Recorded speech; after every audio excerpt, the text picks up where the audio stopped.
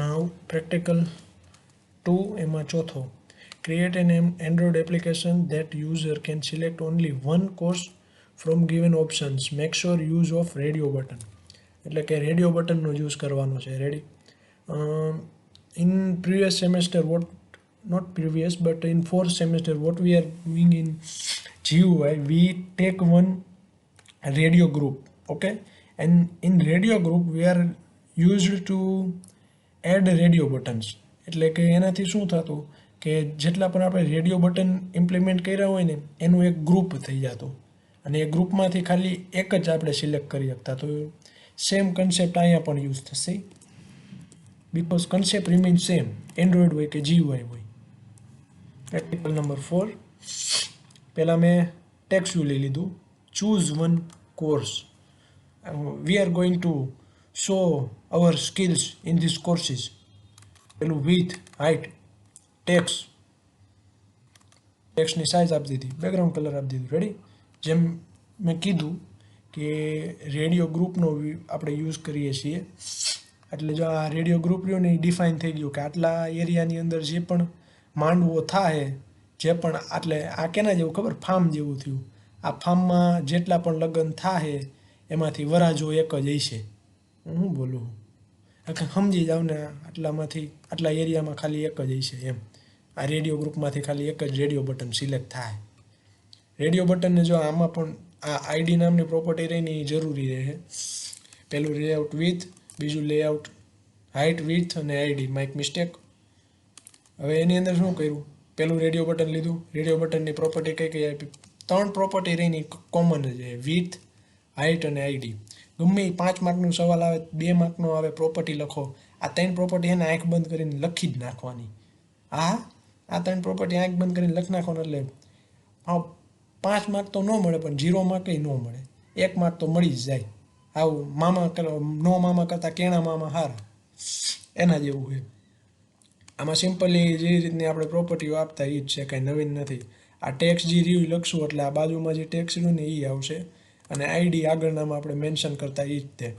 અને સાઇઝની અંદર 20 dp મેં મારી રીતે આપી દીધું. એવી રીતના બીજું રેડિયો બટન બનાવ્યું. પછી આ ત્રીજું, અહીંયા જોતા જાઓ, આ ત્રીજું, પછી આ ચોથું અને આ 5મું. જોયું? ટડા બની ગયા. પછી હજી છે ને એક એરર આવશે મોસ્ટ ઓફમાં. આ જે build.gradle ફાઇલ લઈને એની અંદર અહીંયા ફોનની અંદર ઘણીવાર રન કરાવીને તો 34મી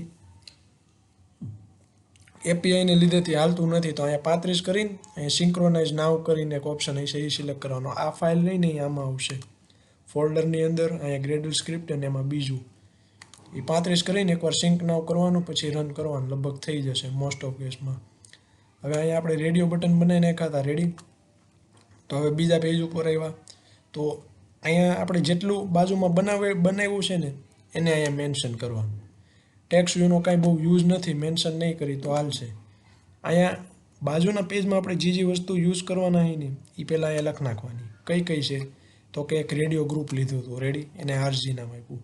પછી અંદર જેટલા રેડિયો બટન હતા એ આરજી, DBMS, RDBMS, જાવા, હિસાબ અને પાયથોન. થઈ ગયા. હવે એ મારે એને કહેવું પડે ભાઈ કે બાજુના પેજમાં મેં એને શું નામ આપ્યું છે અને આ પેજમાં મેં શું નામ છે, એ બેને મારે શું આમ કનેક્ટ કરવા પડે. એ બેને કનેક્ટ કરવા માટે કઈ વસ્તુ ઉપયોગ થાય તો કે એ છે આઈડી. તો પહેલાં લખું રેડિયો ગ્રુપનો આરજી, અહીંયા આપ્યો તો is equal to find view by ID અને r.id રિસોર્સ ફાઇલ .id અને એની અંદરથી રેડિયો જી.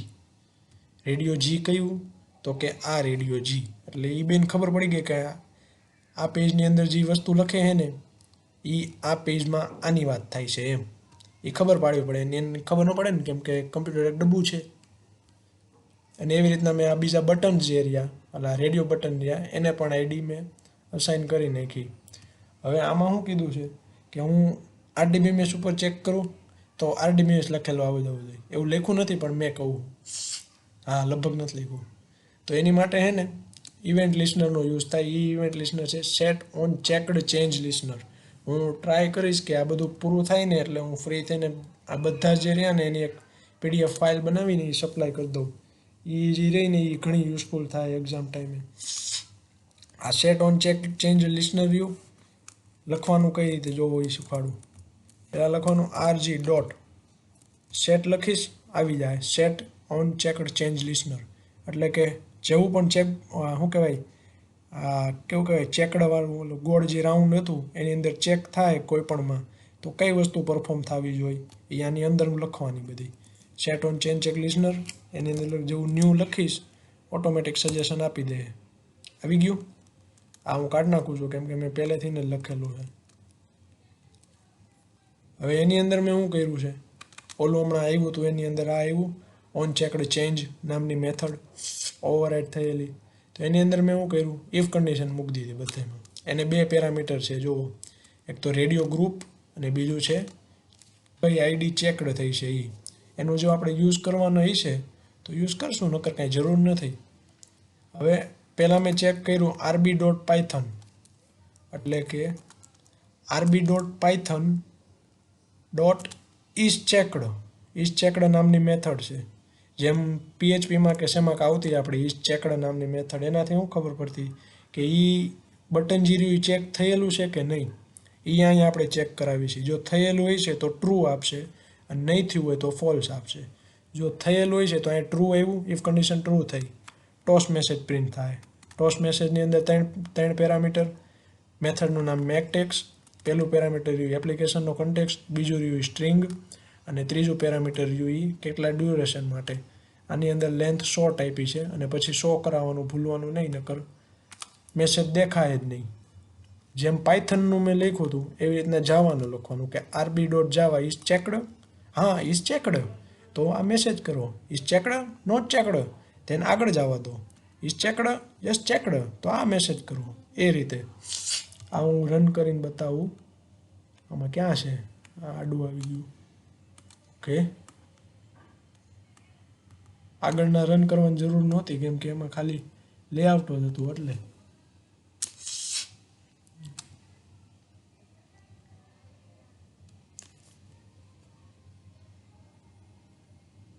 ફટોફટ મોડું થઈ ગયું, જાનમાં જવાનું હોય તો.